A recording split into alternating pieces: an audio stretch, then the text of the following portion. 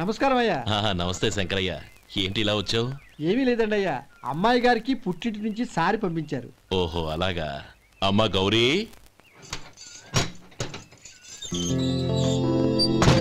ఏంటి బావగారు పిలిచారు? నమస్కారం అమ్మా. ఏం లేదమ్మా, అయ్యగారు మీకోసం సారి పంపించారు. ఈ లిస్టు ప్రకారం అన్ని సరిగ్గా ఉన్నా లేవో చూసుకోండి.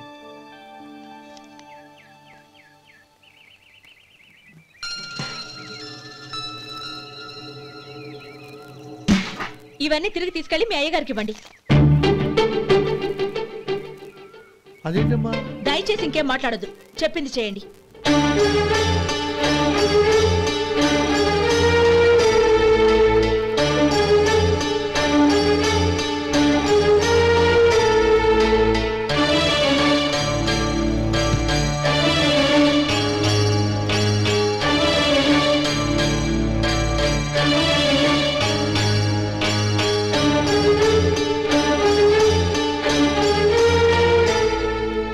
ఏంటి గౌరీ నువ్వు చేసిన పని?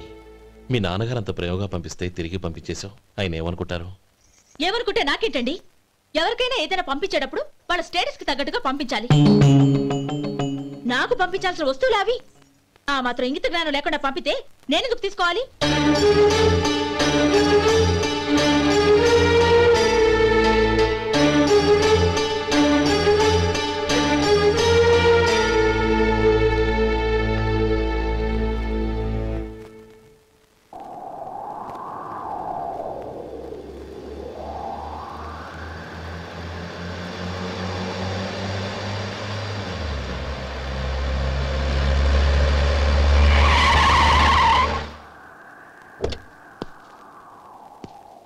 గౌరీ, గౌరీ,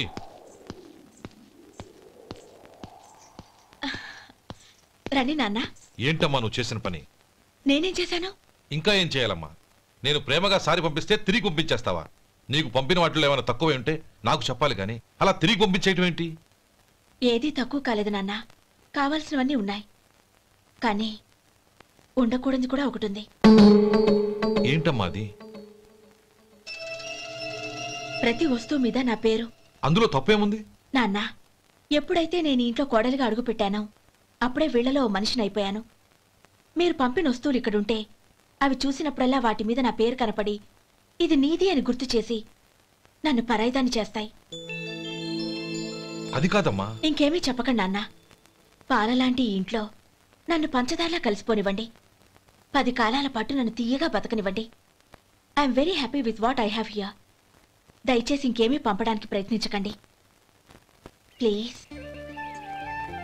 కూతురుగా మీ కోరిక తీర్చలేకపోయినందుకు నన్ను క్షమించండి నాన్న. ఈ ఇంటి కోడలిగా నా బాధ్యత నెరవేర్చేలా దీవించండి.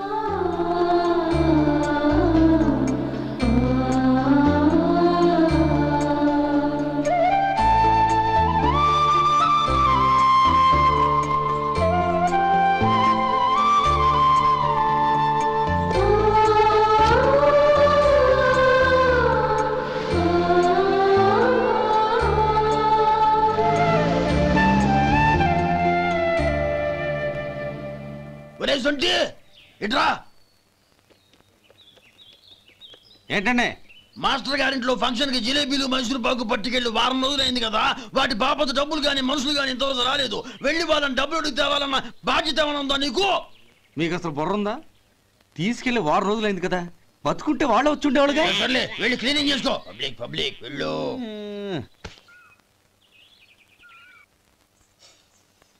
మా అమ్మగారు నన్ను ఆశీర్వదించండి. అయ్యో, ఏమిటమ్మా ఇది? శుభమా అంటూ శ్రావణ శుక్రవారం పూట ఎవరైనా సుమంగళికి నమస్కరించి ఆశీర్వాదం తీసుకోవాలి కానీ నా కదమ్మా. మా అమ్మగారు, నుదుటిన బొట్టు మెళ్ళో సూత్రం ఉంటేనే సుమంగళి ఎవరు? మనసులో మంగళకరమైన ఆలోచనలున్న వాళ్లే సుమంగళవుతారు. 3 తరాలు చూసిన మీకంటే సుమంగళెవరుంటారు చెప్పండి?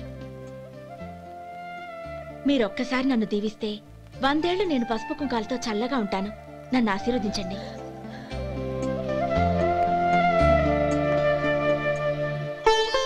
లేమ్మా,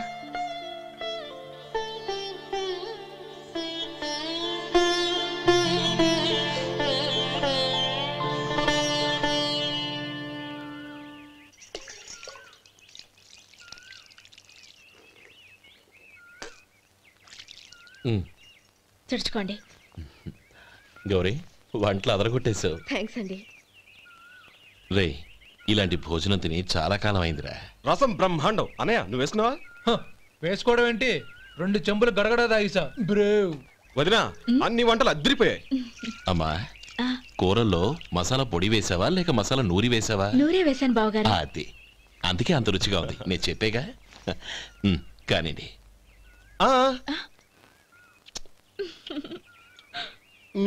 ఇప్పుడు పోయి వదినా.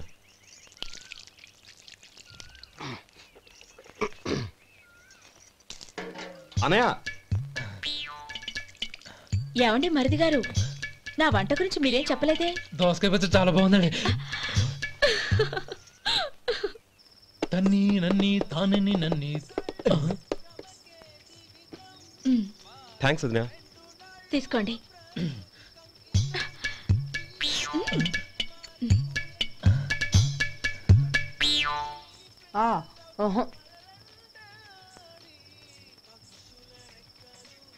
బావగారు తీసుకోండి. అమ్మా నన్ను క్షమించమ్మా. అవే మాటలు బావగారు. పై కనకపోయినా నీ గురించి మనసులో అనుకున్నానమ్మా. అది తప్పేగా. ఆ రోజు పెళ్లి జరిగిన తర్వాత నువ్వు మీ నాన్నగారు మాట్లాడుకోవడం నేను విన్నానమ్మా. నువ్వెక్కడ నా తమ్ముడిని నా నుంచి దూరం చేసేస్తావోనని భయపడ్డాను. కానీ నిన్న నువ్వు మీ నాన్నగారికి ఇచ్చిన సమాధానం విన్నాక నా మనసు కుదుటపడింది. నేనెక్కడ కష్టపడిపోతానోనని మా నాన్నగారి భయం. డబ్బుంటే కష్టాలేవి దగ్గరికి రావని నమ్ముతారాయన. అసలు అవసరానికి మించిన డబ్బే అన్ని అనర్థాలకు కారణమని మా నాన్నగారు ఇంకా తెలుసుకోలేదు. ఆయన తృప్తి కోసం ఆ రోజు నేను సరే అన్నాను. శభాషమ్మా, చాలా గొప్ప మాట అన్నావు. మేము పాలో నీళ్ళో మాకు తెలియదు గాని నువ్వు మాత్రం పచ్చదరవేనమ్మా. నువ్వు మా ఇంటి కోడలిగా రావడం నిజంగా మా అందరి అదృష్టం. నిజమమ్మా. ఆ అదృష్టం మీది కాదు బావగారు, నాది. నేనెక్కడ బాధపడతానోనని నేను చేసిన రుచి పచిలేని కూరల్ని చాలా గొప్పగా ఉన్నాయని పొగిడారే, అది మీ అందరి సంస్కారం. అబ్బే అదేం లేదమ్మా, బానే ఉన్నాయే. ఆవంటే నేను తిన్నాను బావగారు, ఎందులోనూ ఉప్పు లేదు. మీరు సరే, మీ రెండో తమ్ముడు గారు ఇంకో మెట్టు పైకెళ్ళి దోసకాయ పచ్చడి చాలా బాగుందన్నారు. నిజమేగా? అసలు ఈరోజు నేను దోసకాయ పచ్చడే చేయలేదు బావగారు.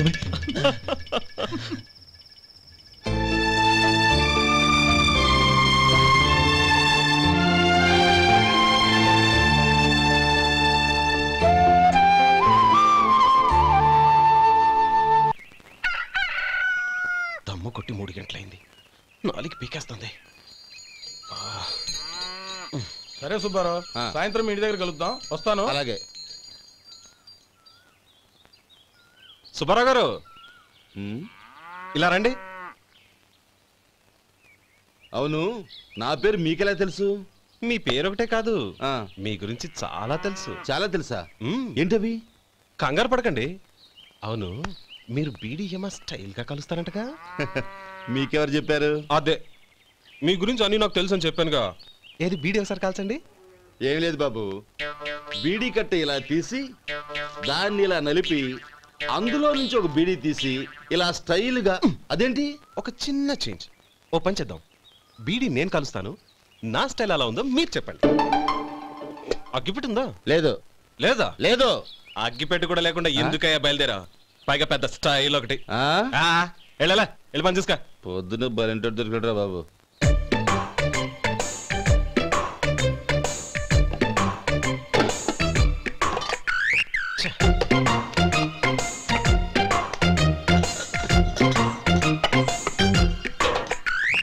ఏంటి వెతుకుతున్నావు?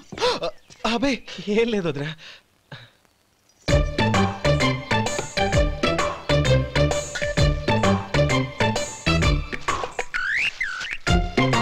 నువ్వు వెతికే దీనికోసమేగా. పర్వాలేదు, తీసుకో. తీసుకో. థ్యాంక్ యూ వదినా.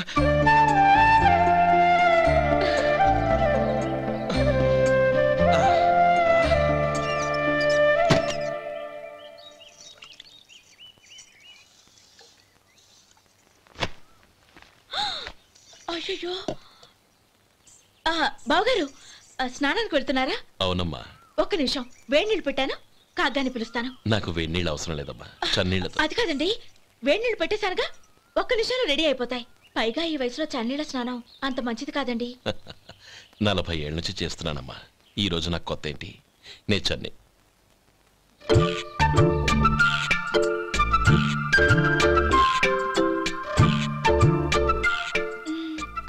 శేఖరవా, దానికి మీరు కాపలా. గొప్ప వదిన, గొప్ప మరిది. బాగుంది. ఏం కాలుస్తున్నాడు? బీడి. బీడి ఎలాగూ కాలుస్తున్నాడని తేలిపోయిందిగా.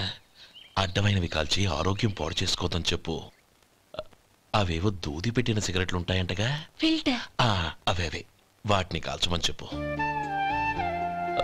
ఇదిగో నేను చెప్పినట్టు చెప్పుకో.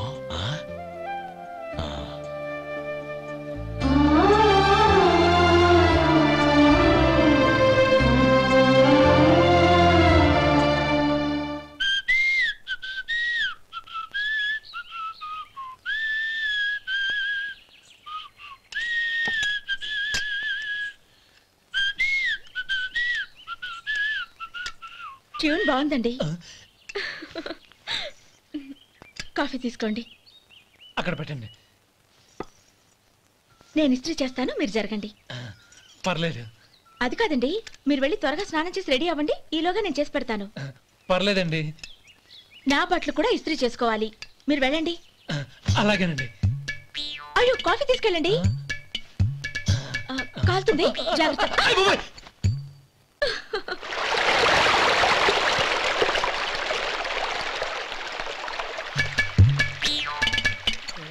ఏమండి, నా బట్టలు అక్కడున్నా తీసుకెళ్ళండి. అయ్యో, అదేంటండి ఆ బట్టలు వేసుకున్న బయటకు వెళ్తారు? అయ్యో, చాలా అసహ్యంగా ఉంటుందే.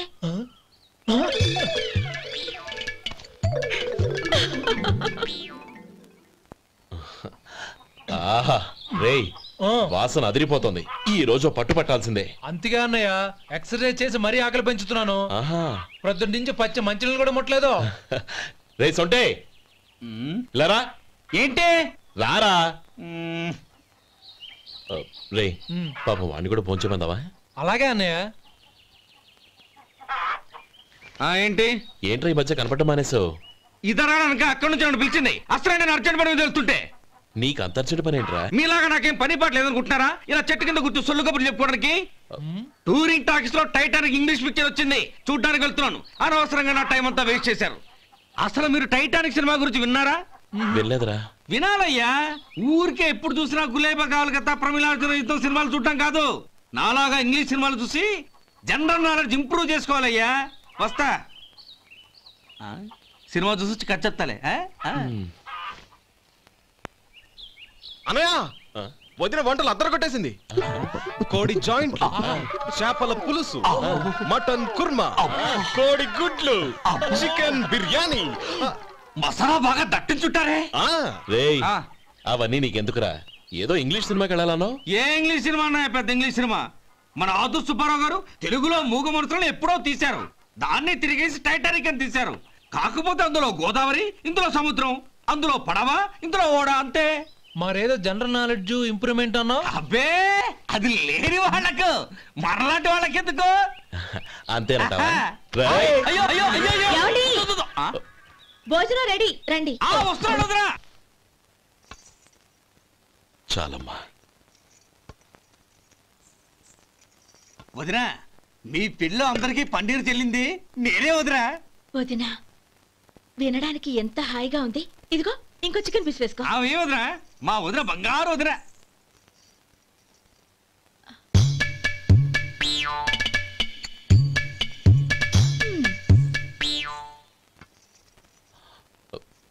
ఇంకో ముక్క వేయనా? అదేంటి గౌరీ, తమ్ముడికి చికెన్ అంటే చాలా ఇష్టం, వాడికి వేయలేదే? అయ్యయ్యో, ఈయన మీ తమ్ముడా? నాకు తెలీదండి.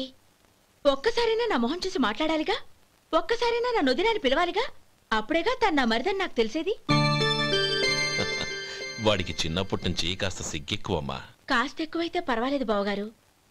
ఈయనకి మరీ ఎక్కువ. చూడు గోపి, ఎందుకు సిగ్గు? అన్న భార్యని వదినమ్మ అంటారు. అంటే వదిన అమ్మతో సమానమన్నమాట. అమ్మని చూసి ఎవరైనా సిగ్గుపడతారా?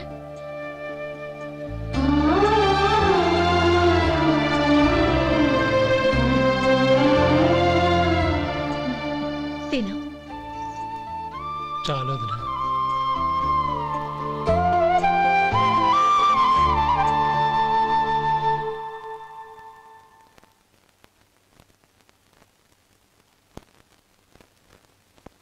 హ్యాపీ బర్త్డే రా మనవడా. హ్యాపీ బర్త్డే అన్నయ్య. పుట్టిన శుభాకాంక్షలు బావగారు.